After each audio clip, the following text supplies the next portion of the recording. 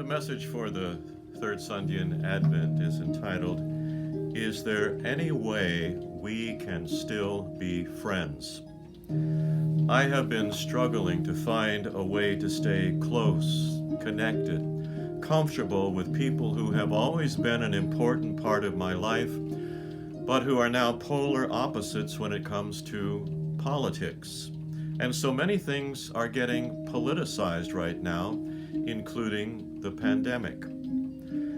I'm sure a lot of people much wiser than me can offer expert advice, but as a pastor, trying to hold on to friendships and family relationships like so many other people I know, I would like to share a few observations. First, remember there has been something that has created and sustained your important relationships that are now threatened, and it probably never had anything to do with politics. So go back to that common ground, that discovery of shared experiences or shared values that nurtured and sustained the relationship before everything started coming apart 4 years ago. The Republican or Democrat you may find impossible to speak with or be around right now might be the one who rescued you from the bullies when you were a kid, or changed a flat tire when you needed help, or shared your dreams when you needed someone to listen to you and advise. They may be the person who came to see you in the hospital, or took care of your cats when you went on vacation. The connections can be endless, so retrieve them, remember them, rely on them. Second, do not be a parrot. I remember when Teresa and I thought we wanted a talking parrot, so we started trying to find one, only to realize that many of them who had already learned to talk had learned some foul, with a U, words and phrases, sometimes in multiple languages and dialects, like a southern dialect. We ended up getting a young African gray parrot that was so nervous he picked off all the feathers on his chest and his abdomen. He never learned to talk, but he could do a spot-on imitation of the spin cycle on our dryer and the squeaky brakes on the bus that went past our house about once every hour. The kind of parroting that we all need to avoid is the nauseous repetition of our favorite cable news programs, sometimes word for word. Give me a break. No, give the people you hope to keep in your life a break. Whether the news we prefer is actually fact-based or deliberately fake propaganda, there is just no upside in forcing someone who disagrees with us to listen to what we think is gold and they are certain is garbage. Studies have even shown that the old saying, "Don't confuse me with the facts," is true.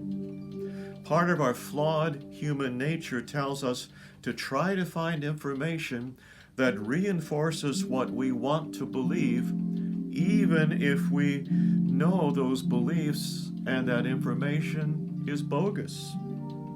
Call it, "I want to be right," even though I know I am wrong.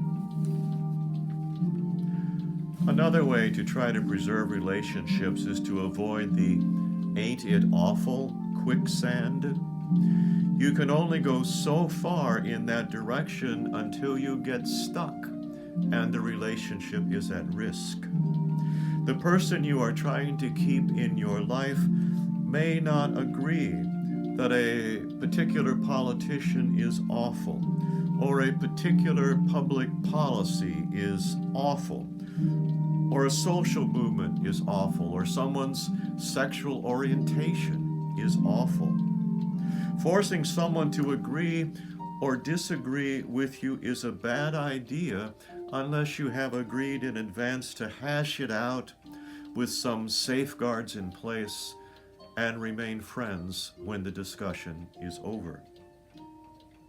So reverse the temptation to focus on grievance. Instead of focusing on what you think is awful, find things that you can both enjoy, praise, lift up, share, and support. Start with something simple: sunshine, nice weather, a job well done, a favorite food, and work your way up to people and ideas, happenings, things you both can agree are pretty great or pretty sad.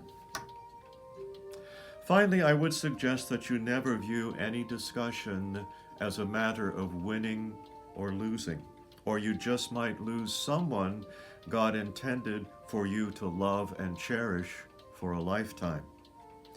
There is great wisdom in agreeing to disagree, or agreeing not to discuss topics that you know will be toxic to the relationship you want to keep.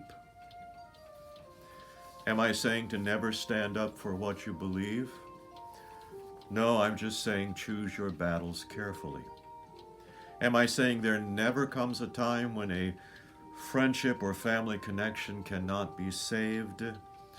No, but I am saying that a lot of us may be prematurely sacrificing what can and should be preserved. At the end of the day, God does not allow us to hold others in contempt or to throw people away. God certainly does not allow us to think we are the only ones who have escaped being stupid from time to time, or most of the time, as the case may be. One phrase I often use in my preaching and teaching is that we worship and serve a God who helps us find a way when there is no way.